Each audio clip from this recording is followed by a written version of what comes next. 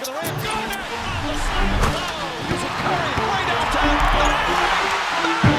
Oh, what a shot from Curry! Around a year ago, I did a podcast with LD2K, and we got around to talking about the PC version of the game. In short, he told me that if the community wanted to see next-gen 2K ever be ported to PC, the community would have to show that, make some noise about it. However, this video is not me making noise about it, because by this point, I've accepted that it's probably just never gonna happen. Instead, after spending so much of the last 6 years pouring time into that version of the game, I simply want to point out what's being kept from the community by the way 2K is handling it. But to put it in a statement, the best version of 2K is dying. In plain sight, I might add. To start us off, if you haven't noticed by now, PC is getting the last gen version of NBA 2K24 just as it has for this entire console generation so far. This is a deviation from the previous generation where they started with the PlayStation 3 version of NBA 2K14, which was understandable, and then gave it next gen for the rest of the games in the PlayStation 4's natural life cycle. Now, what are some reasons you would even buy 2K on the PC? Because I've realized everybody's not hip. Well, there is literally only one reason: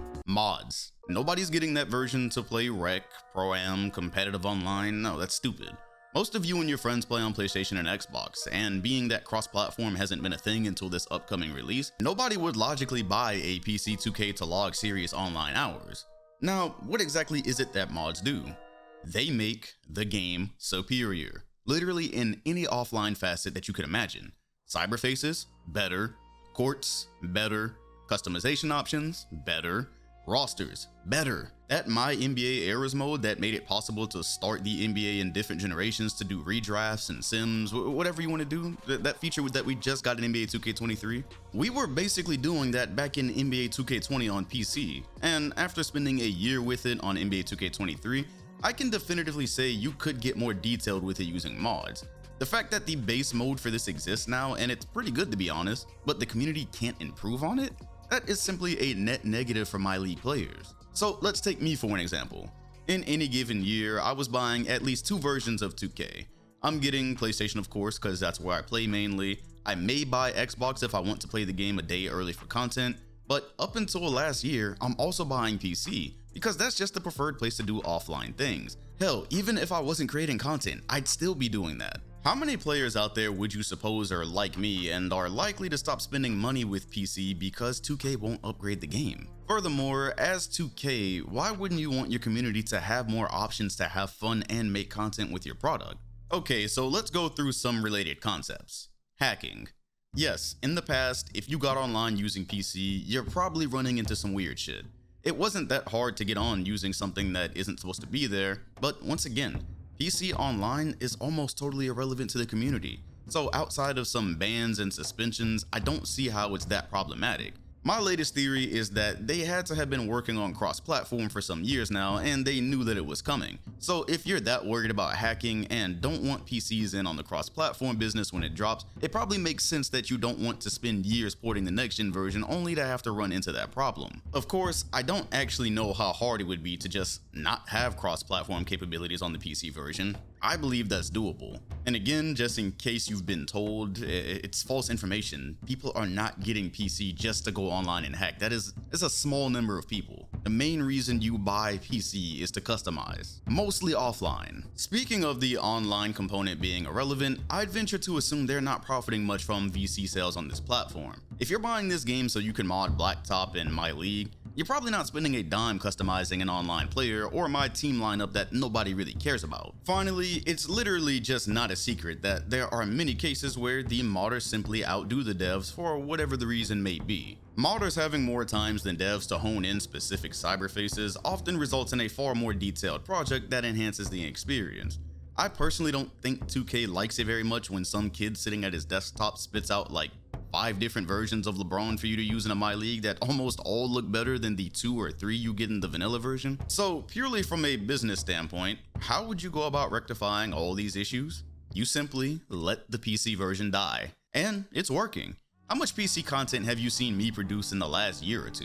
I specifically stopped because to next gen's credit, the gameplay is running laps around the last gen copy. That means even if I can refine a million little details in the game using mods, the final product just isn't as enjoyable to engage with, therefore we start to move on. And once again, to the business aspect, there sadly seems to be no reason for them to put effort and manpower into working on a PC port. According to VG charts, NBA 2K22 sold 10 million copies. There is data from May of this year that says 2K23 sold 11 million and posted record VC sales. From that perspective, why would you invest time into a version that the community eventually builds up to put the vanilla version to shame, all while apparently not actually affecting the sales that much one way or the other? That's just truly unfortunate, because look at how long GTA 5 has been running alongside its console counterpart. All while that game has posted records that may never be broken, shark cards continue to sell, there's been an entire online ecosystem based on PC mods that's existed separately, but nevertheless has continued to help the game's relevancy in my opinion. Of course, you could argue there that they don't have to port the game every single year, so it's whatever, but I'm just not shooting that bail. 2K had no problem doing this version from 15 to 20 when, for most of that time period, their sales were actually lower than they are now. So all in all, it's just frustrating that it's looking as if we may not have a PC version one day at all, because you don't even need that strong of a computer to run present day 2K. Yeah, if you didn't know, any mid-level PC or higher is probably just as good as or better than a PlayStation 5. Just in case that wasn't clear to start with, I haven't been talking about some features that are reserved for the lucky few of us that can afford an RTX 4090 or something. When I made those 2K17 videos way back when, I was working from a decent gaming laptop, getting it to look better than a PS4 Pro, so just imagine that criteria but for the current era. By neglecting, and yes, at this point it is neglect, an entire section of the community, we're being denied a chance to build onto the My NBA Eras mode that, while being a great addition, clearly needs some blanks filled in.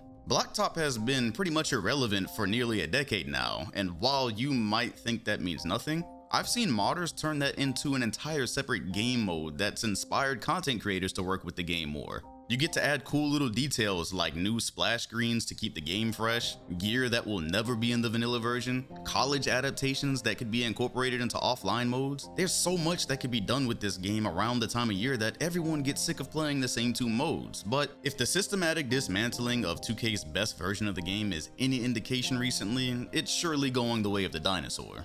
I personally think keeping a version of the game alive where the community does all the work to keep the game fun and going would probably help. Maybe you wouldn't see the same dip on Twitch viewership that you see around this time every year. Just having a version of your game out there that is self-sustaining, that inspires a section of the community to continue being creative both with content on Twitch and YouTube and content just within the game, having that out there just sounds like a good idea to me. But if I had to place a bet at this point, it feels like we aren't that far from not having PC 2K whatsoever.